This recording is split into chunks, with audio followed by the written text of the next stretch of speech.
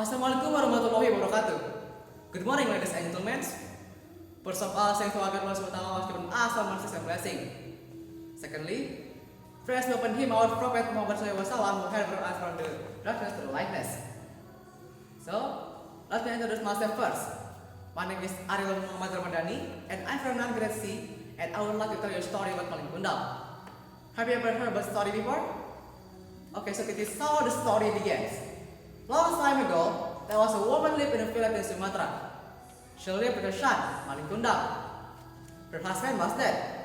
Although she was very poor, she lived happily because she was a religious mother. She was the first time to God for everything she got. But Malin Kundang was not satisfied with such life. He wanted to be rich. He didn't want to stay with his mother in poverty all his life. Working in a big city and being rich man was his obsession. One day, there was a merchant ship that would anchor at the harbor near his village. The captain of the ship was looking for new recruits for his crew. Malin Kundang heard this, and he asked his mother, "Mother, I'm going to leave here. I want to follow the crew of the merchant ship." His mother said, "But you must be careful and always remember me."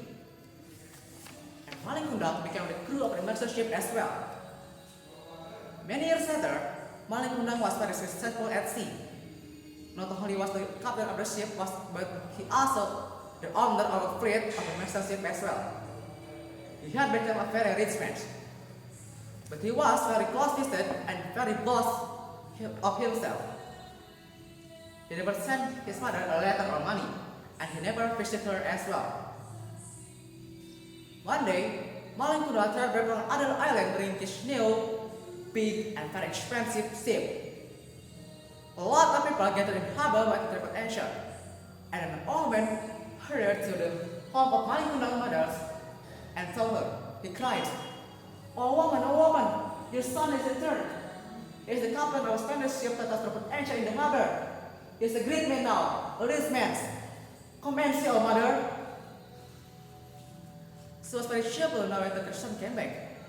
Malin Kundang's mother could hardly believe the news. She hurriedly came to her son saying, "Oh my son, I miss you. It's me, your mother." Malin Kundang recognized his mother, but he was a captain and a shop owner, a man of lunch. This poor old woman bringing a basket of rice, the first of five women, a cluttered and unclean, not fit to be acknowledged as the mother of Malin Kundang. He refers and said, "What do you offer, old woman?" He shouted, "I don't know you. You're not my mother. I don't have a son or mother like you. Go away, beggar." Malin Kundang's mother was very sad to hear that. She didn't imagine how it could happen. She was very disappointed. When she lifted her hand with her eyes closed, she said, "Oh my God, oh God, I know he is my son, but why he's turned so weak? Please don't let this weakness continue. Punish him as you wish." Malin Kundang entered the ship leaving his mother at the harbor. He intended to travel again with his new ship, but suddenly the sky was dark and it rained really heavily. Heavy storm started to stop the ship. Malin Kundang terrified and cried, "Oh God, I know what deadly sin I have committed against my mom. Please forgive me."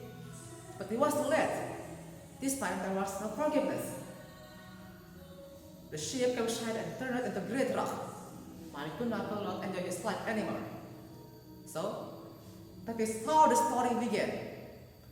The value of Malin Kundang's story is always treat your parent well, especially your mother, because your mother is the one who has brought you to this world with all of the struggles to raise you to gain your better future. Thanks for watching. Wassalamualaikum warahmatullahi wabarakatuh.